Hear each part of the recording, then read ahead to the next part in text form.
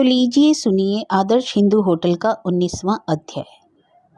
लेखक विभूति भूषण बंदोपाध्याय। हजारी। ज्यों ही घर में घुसा टेम्पी उर्फ आशालता और टेम्पी की माँ ने टॉकी की बातों की झड़ी बांध दी। जिंदगी में यह पहला ही तो मौका था। उन लोगों ने वैसी चीज की कभी कल्पना भी नहीं की थी। एक दिन और देखना ही पड़ेगा। लेकिन इस बार टेम्पी बाबा को साथ ले जाए बिना नहीं मानेगी। काम तो हमेशा ही लगा रहेगा, क्या एक दिन भी समय निकाल कर नहीं जाया जा सकता? कैसे गाने गाए थे? बहुत सुंदर गाने थे बाबा। मैंने 2 गाने सीख भी लिए हैं। कौन गाना रे?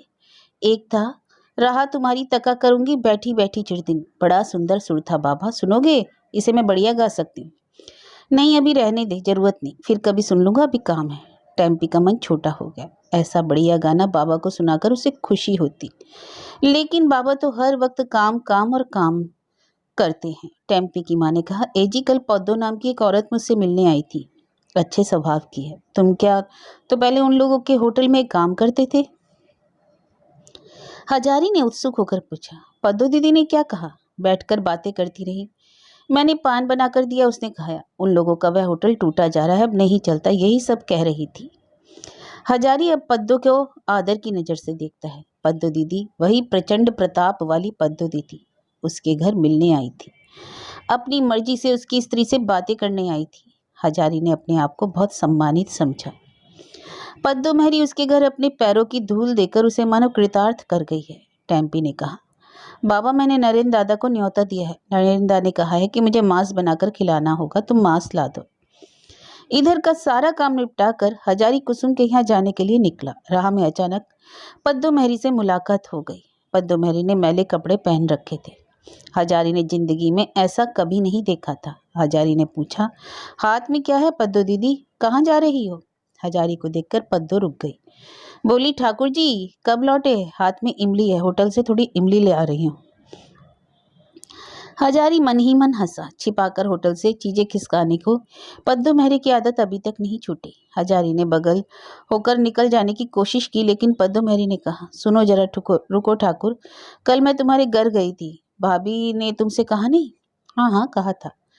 भाभी हैं बहुत अच्छी, मेरे साथ उन्होंने जाने कितनी बातें की। किसी दिन फिर आऊंगी। वह आओगी क्यों नहीं पद्दो दीदी, तुम्हारा ही घर है, जब मर्जी हो आना। होटल कैसा चल रहा है? बुरा नहीं चलता है, एक तरह चल ही रहा है।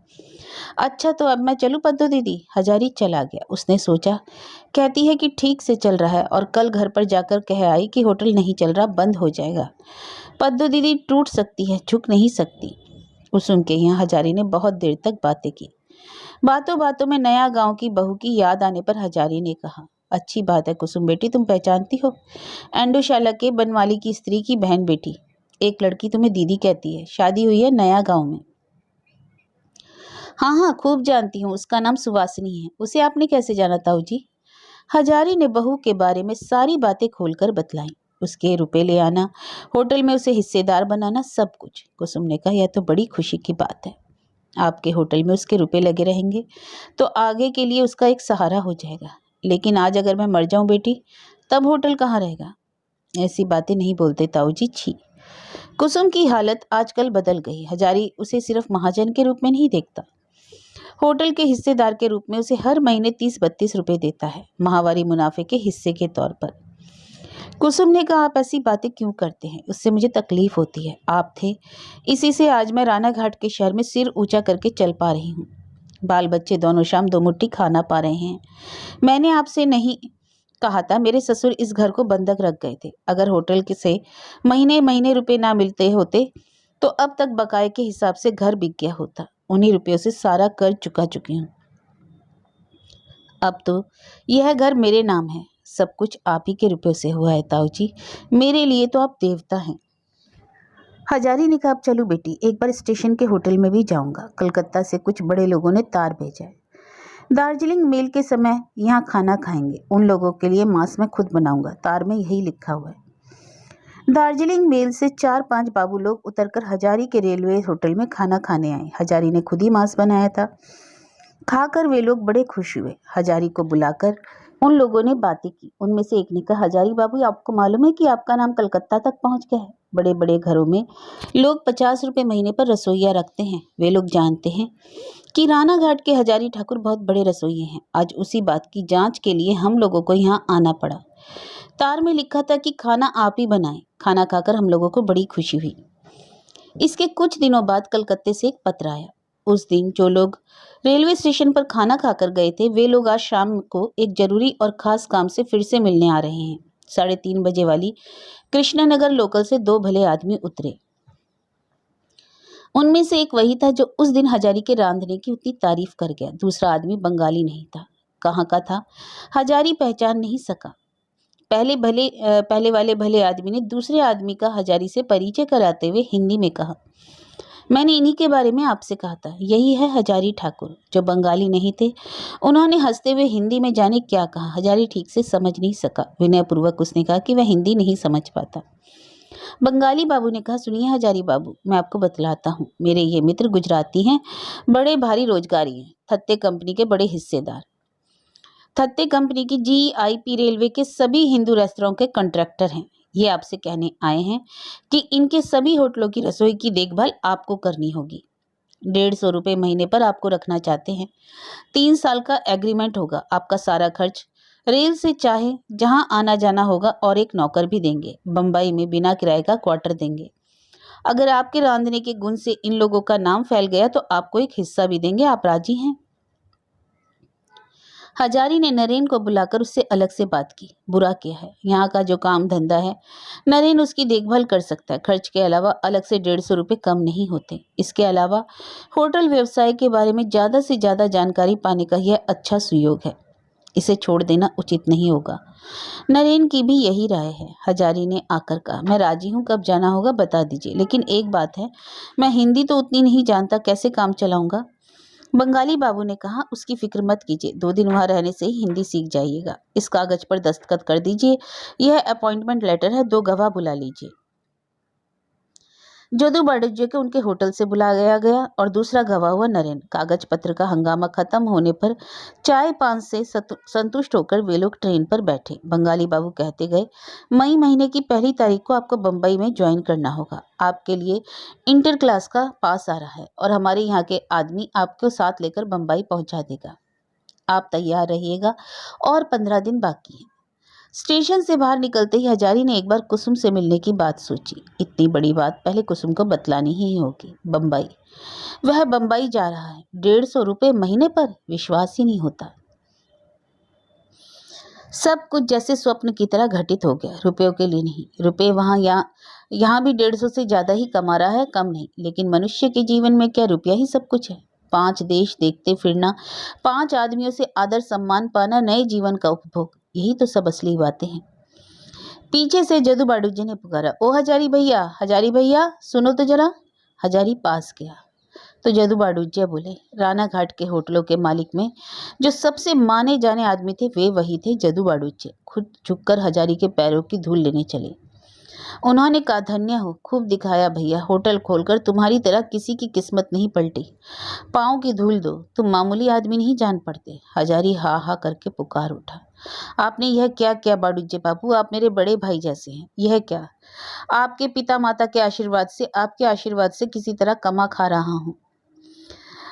बाडूजी ने कहा, आओ ना भाई, गरीब के होटल में एक चिलम तंबाकू पीते जाओ।